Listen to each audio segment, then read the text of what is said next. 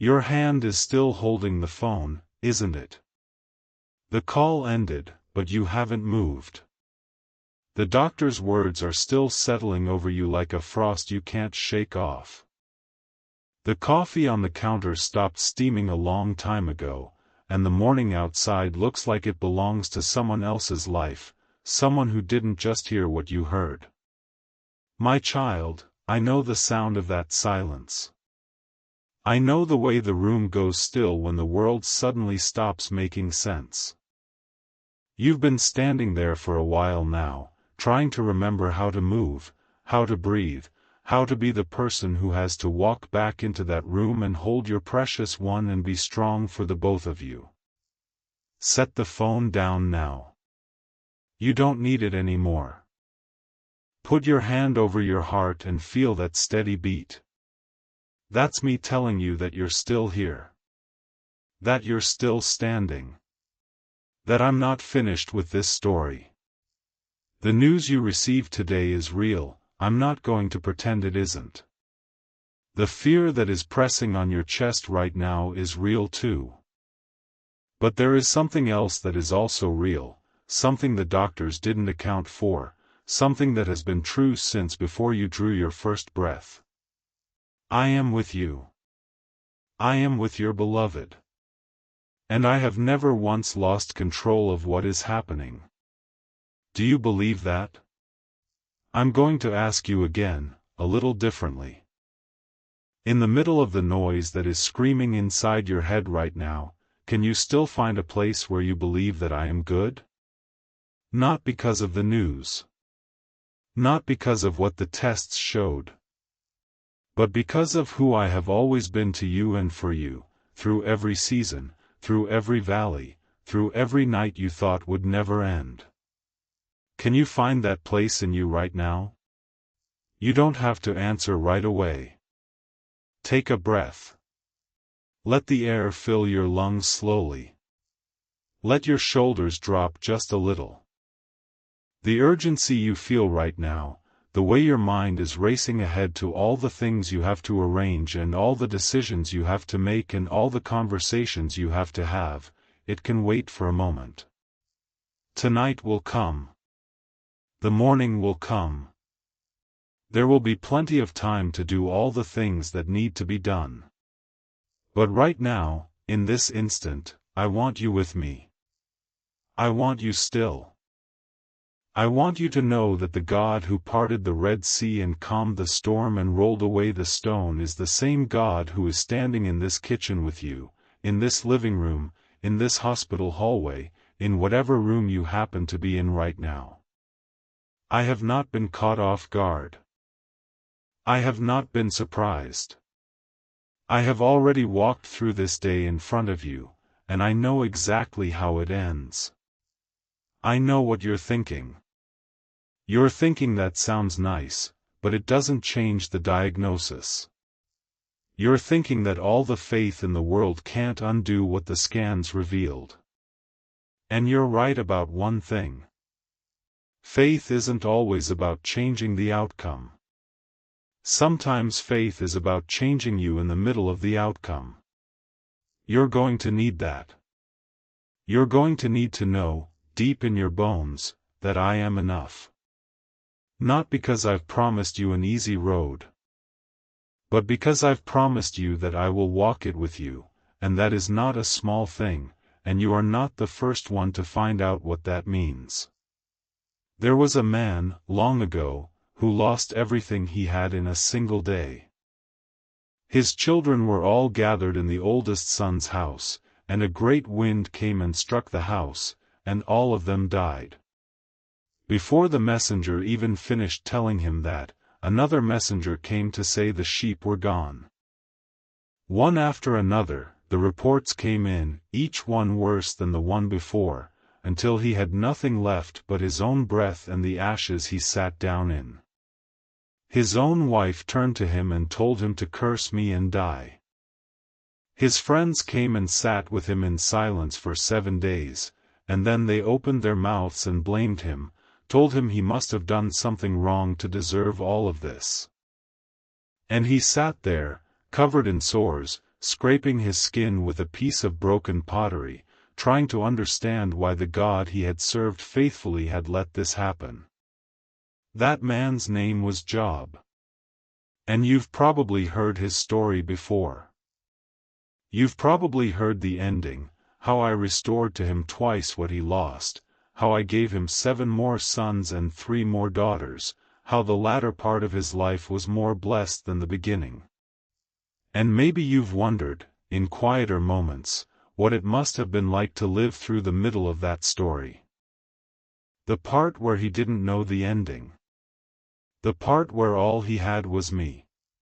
That's where you're standing right now. In the middle of the chapter where the ending hasn't been revealed to you yet. I'm going to spend some time with you about Job. Because I think you need to hear it the way I've always wanted you to hear it. Not as a story you've heard before. Not as a lesson you already learned in Sunday school.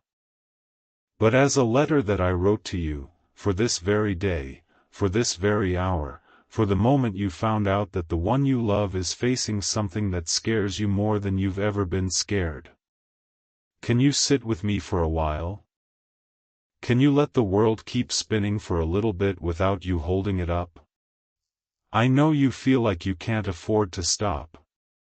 I know your mind is telling you there are too many things to do. But I'm asking you to stay with me right now, because what I have to say to you could change the way you walk through every single day from this moment on. You don't have to be strong for me. That's something you need to hear. You've been performing your whole life, in one way or another.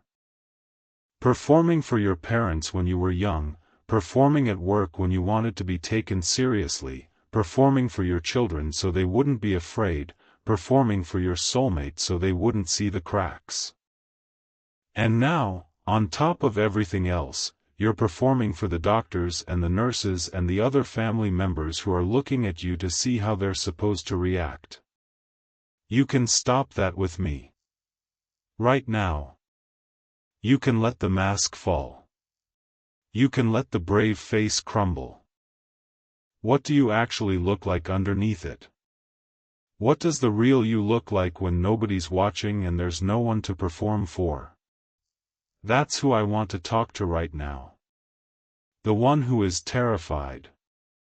The one who, on the way home from that appointment, found themselves bargaining with God in a way that felt almost childish. The one who lay awake at 3 in the morning staring at the ceiling, replaying every symptom, every appointment, every doctor's expression, trying to read meaning into every pause and every glance. You've been doing that, haven't you? You've been replaying the moment in the exam room over and over. The way the doctor pulled up the chair. The way she looked down at her notes before she spoke. The sound of your own heartbeat in your ears, drowning out the first few words of what she said, because you didn't want to hear it, and yet you had to hear it, and then you heard it, and everything else in the room went blurry. I want you to tell me something, and you don't have to say it out loud if you can't find the words. But I want you to think about it honestly. What is the thing you are most afraid of in this moment? Is it losing them? Is it watching them suffer? Is it the loneliness of a house where their chair sits empty? Is it the fear of facing the rest of your life without the one person who has known you better than anyone ever has? Take a minute and let that question sit. Don't push it away. Don't cover it up with all the practical things you need to do. I'm not asking you to dwell on it. I'm asking you to be honest with me, because I already know. I've always known. And there is something that happens in your heart when you finally say the thing out loud, when you stop pretending you're not afraid, that makes room for me to move in a way that nothing else can. When you were young, you thought you'd have more time. That's one of the things nobody tells you about getting older. You spend your 30s and 40s building a life, raising children, working, planning for the future, and somewhere in all of that you assume that the future is an endless road stretching out ahead of you. Then one day you wake up and there are more years behind you than in front of you. Your children have their own lives now. Your parents are gone, or they're fragile in ways you never imagined they'd be. Your friends have started having health problems. A name gets read at church that makes your breath catch because it belongs to someone your own age. And you start to realize that the road isn't endless after all. It's finite. And every moment becomes a little more precious and a little more frightening at the same time. Do you remember when you were younger, how it felt to be invincible? How you never even thought about your own body or what could go wrong with it? You ran upstairs without thinking. You forgot to eat because you were busy. You stayed up late and woke up early and felt fine the next day. Life was so full of possibility and movement. And somewhere along the way that changed, so gradually that you didn't notice it happening. Now your knees complain when the weather changes. You've got that pill organizer on the kitchen counter that you swore you'd never need. You clip the coupons and read the obituaries, and you've learned the names of every medication your precious one takes and what each one is for. There was a summer, years ago, when your life was simpler than it is now. I want you to remember it for just a moment. Maybe it was the summer you got married. Maybe it was the summer you brought your first child home. Maybe it was a summer vacation, a drive to the mountains or the shore, the window rolled down, a song on the radio that still transports you if you hear it again. Try to remember the sound of the person you love laughing. Not the cautious laugh they have now, when they're worried about tests and results and what the future might hold. The full laugh. The laugh that crinkles their eyes. The laugh that used to fill up whatever room you were in. You can still hear it, can't you? You can close your eyes and there it is, that sound that has been the soundtrack of your life, the thing that made every hard season bearable, the grace that I placed in your life to walk beside you through everything. That laugh is still there. Even now. Even with the weight of what you learned today. It's still in them, and it's still in you, and someday, in a way you can't see yet, it's going to come back. Not the same, maybe. But real. Because love doesn't stop when the prognosis changes. Love becomes something deeper, something fiercer, something that doesn't need perfect health to thrive. You've been trying so hard to be strong for them. You've been watching what you say, trying not to let your fears show, trying to be the calm one, the steady one, the one who holds the flashlight in the dark. And that has cost you something. It has cost you the chance to fall apart when falling apart is exactly what you need to do. Let yourself feel what you're feeling right now. That's not a weakness. That's not a lack of faith. That's honesty, and honesty is the language of intimacy with me. I can't heal what you won't reveal. I can't comfort what you won't acknowledge. So come to me just as you are, trembling and afraid and unsure of what tomorrow holds. Come to me with your unanswered questions and your sleepless nights. Come to me with the selfish thought you've been ashamed to admit, that thought about how hard this is going to be for you, how much you need them, how you're not sure you could survive losing them. I'm not shocked by that thought. I put that love in you. I gave you the capacity to need another human being the way you need them. And the fact that you're afraid of losing them is not a failure. It's evidence of how deeply you've loved. You've been searching for answers, haven't you? Since the moment you heard the news. You've been searching in every place I didn't send you. Maybe it was the middle of the night, when you couldn't sleep, and you found yourself scrolling through page after page of medical websites, trying to find a story that matched, trying to find someone who had the same diagnosis and came out the other side. Your eyes burning. Your heart pounding. Every new search result pulling you further into a spiral of information that only made you feel more lost. I'm not ashamed of you for doing that. It's what humans do when they're scared. You reach for information because it feels like control. You think if you can just learn enough, if you can just understand enough, then maybe you'll feel less helpless. But it doesn't work that way. The more you searched, the more confused you felt.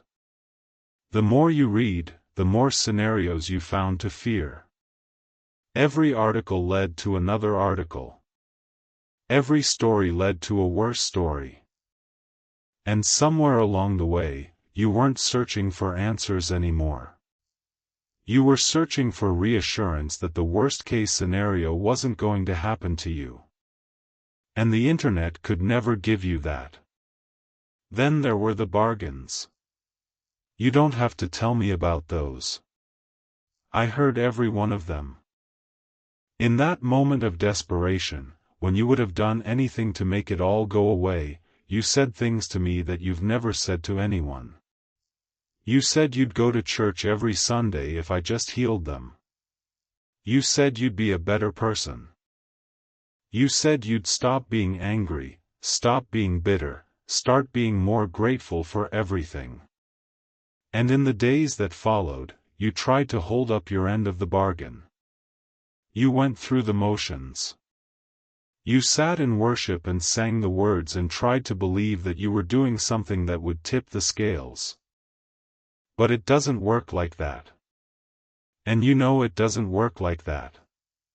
I'm not a bookkeeper. I'm not a merchant. I don't trade blessings for behavior. I loved you before you ever thought to bargain with me, and I loved you during the nights when you were so angry at me that you could barely pray. My love for you doesn't ebb and flow based on how well you perform. It's not conditional. It never has been. And the reason I'm telling you this is because I want you to stop trying to earn my favor at the exact moment when you need to receive my grace. You also tried to outrun it. You kept the schedule full. You stayed busy. You went to work or kept up the routines of the house. You planted that flower bed or fixed that shelf or cleaned out the garage. You told yourself that staying busy was what you needed, that if you just kept moving, you wouldn't have to feel any of it. And for a few hours, maybe even a few days, it worked. But then night would come. The house would get quiet. You'd lie down in the dark and the whole thing would come rushing back like a wave you couldn't outrun after all. And then there was the anger. That sharp, hot thing that rose up in your chest when you didn't expect it. Anger at the doctors for not finding it sooner. Anger at your loved one for not going to the doctor earlier. Anger at yourself for every moment you took for granted, every time you were too tired to listen, every argument that feels so stupid to remember now. And if you're honest, there was anger at me too. The kind of anger that you'd never admit in church, the kind that felt like a betrayal of everything you've been taught to believe. How could I let this happen? After everything. After all the years of praying and reading and serving and trying to do the right thing. How could this be the reward? Oh, my child. You don't have to hide that anger from me. I can take it. I've carried the weight of it for a long time. And I want to tell you something that may surprise you. I wasn't offended by your anger. I was waiting for it. Because anger, at least honest anger, means you're still in the relationship.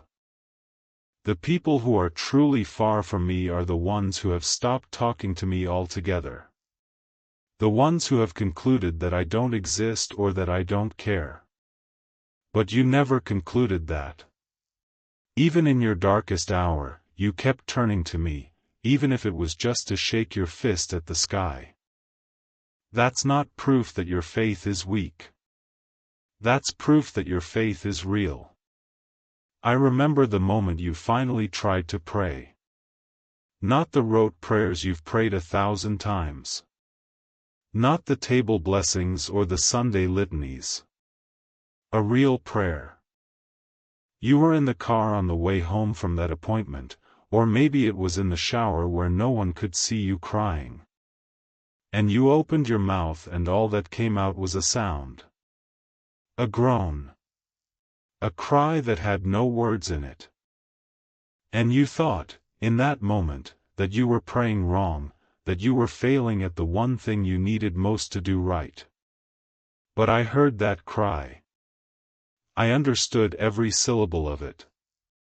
That groan was the most honest prayer you've prayed in years, because it came from a place so deep in you that there were no more pretenses, no more fine-tuned phrases, no more trying to sound spiritual.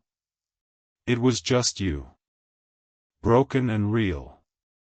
And that is exactly where I wanted you. Not because I wanted you to suffer, but because that is where I could finally meet you the way you needed to be met.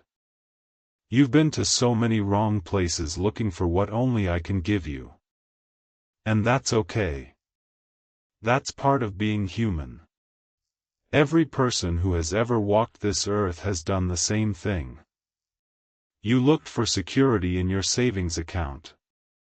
You looked for control in your research. You looked for comfort in distractions. But none of those places could give you what you were truly searching for. They couldn't give you peace. They couldn't give you hope. They couldn't give you the certainty that, no matter what happens, you are going to be held and carried and sustained. That's what I want to give you now. Not a tidy answer. Not a guarantee that the worst won't happen. Not a promise that your tears will be few. I want to give you something deeper than all of that. I want to give you myself. The way I gave myself to Job in the middle of his ashes. Let me tell you the rest of that story. Not the Sunday school version. The real version. The one that has been waiting for you to hear it on this particular day. When Job lost everything, he didn't know why. He didn't know that there was a conversation happening in the heavens, an enemy had accused him, and I had allowed the testing because I knew what he was made of. Job never heard that part of the story. From his perspective, his life had simply collapsed without explanation. The God he had served faithfully, the God he had built altars to, the God he had raised his children to honor, had gone silent. And the silence was the hardest part. His friends came and sat with him for 7 days. 7 days of silence. And I want you to think about what that must have been like. They sat there, looking at him, covered in sores, sitting in ashes, his robe torn, his head shaved, and they didn't say anything. Because what do you say to a person whose whole world has fallen apart? What words can possibly make it right? They were wise to be silent for those 7 days. It was when they opened their mouths that everything went wrong. Because they couldn't sit in the mystery. They couldn't accept that this was something they couldn't explain. So they started making up reasons. They told Job he must have sinned. They told him he must be hiding something. They told him that if he would just confess, everything would be restored. The suffering, they said, was evidence of guilt. The pain, they said, was a divine punishment. And Job, rising up from his ashes, insisted that he was innocent. He didn't claim to be perfect. But he knew he hadn't done anything to deserve this. And he refused to accept the lie that his friends were selling. You've probably heard those same lies, haven't you? Maybe not from friends. Maybe from the voice in your own head. The voice that whispers that this is happening because you didn't pray enough. Because you didn't have enough faith. Because you skipped church that one Sunday. Because you held on to a grudge. Because you didn't tithe the way you should have. The voice that tells you this diagnosis is a punishment, that I am paying you back for something, that if you just figure out what you did wrong, you can make it stop. That voice is a liar. I want you to hear that clearly. That voice is not my voice. I do not punish people with cancer. I do not bring disease as a lesson. There is a brokenness in this world, a brokenness that entered through human choice and human sin, and it affects the righteous and the unrighteous alike. The rain falls on the just and the unjust. I never promised that following me would make you immune to the brokenness. I promised that I would be with you in it. Job didn't know that. He was sitting in his ashes, scraping his skin with pottery shards, and he had nothing left but this stubborn refusal to stop talking to me. Even when I didn't answer. Even when the heavens were brass. Even when the silence felt like abandonment. He kept talking. He kept crying out. He kept telling me what he honestly felt. I have to dwell on that, because it's so important for you right now. Job didn't have beautiful prayers. He had desperate prayers. He had angry prayers. He had prayers that questioned my justice and my wisdom and my goodness. He asked me why. He asked me for death. He asked me to leave him alone. I read every single word of it. I never once struck him down for it. I never once condemned him. And when I finally answered him, I did it in a whirlwind, and I reminded him who I was. I asked him a series of questions that he couldn't possibly answer. Where were you when I laid the foundations of the earth? Who shut up the sea with doors when it burst forth from the womb? Have you commanded the morning since your days began? The answer, of course, was no. He had never done any of those things. He couldn't even begin to fathom the scale of what I had done. And in that moment, Job realized something that changed everything. He realized that he didn't need to understand me. He needed to trust me. He realized that his finite mind would never be able to comprehend the infinite purposes of God. But he could rest in the character of God. He had heard of me by the hearing of the ear, but now his eye saw me. And that was enough. In the middle of his ashes, in the middle of his loss, in the middle of all his unanswerable questions, he bowed down. Not because I had answered his questions. Because I had given him myself. And here is the thing I need you to understand, my child. I want to give you the same gift in the middle of your valley. I may not answer your questions. I may not explain the diagnosis. I may not tell you why this had to happen, or how it's going to turn out, or whether your beloved is going to be healed in this life or in the next. I'm not saying I won't heal them. I'm saying that even if you never get the answer you're looking for, I am still worthy of your trust. Because you have heard of me with your ears. But I want you to see me with your eyes. I want you to know me in a way you've never known me before. And that begins when you release your grip on the need to understand and you open your hands to receive me. Job's story doesn't end in the ashes. It ends in restoration. I gave him twice as much as he had before. I gave him sheep and camels and oxen and donkeys. I gave him 7 more sons and 3 more daughters. And his latter days were more blessed than his beginning. But I want to tell you something about that restoration that you may not have noticed. The people who loved Job, his brothers and sisters and all who knew him, they came and ate bread with him in his house. They comforted him. They showed him sympathy. And each of them gave him a piece of silver and a gold ring. I restored his wealth through the hands of his community. I restored his heart through the presence of people who had been absent in his darkest hour but returned when he was ready to receive them. The restoration came. It came in waves, over time, through means that were both ordinary and miraculous. And the deepest restoration of all was not the herds and the flocks. It was the deeper knowing of me. Job walked away from that valley with something he could never have gained any other way. He had seen me. He had met me in the whirlwind. He had been stripped of everything, and then been filled with the only thing that mattered.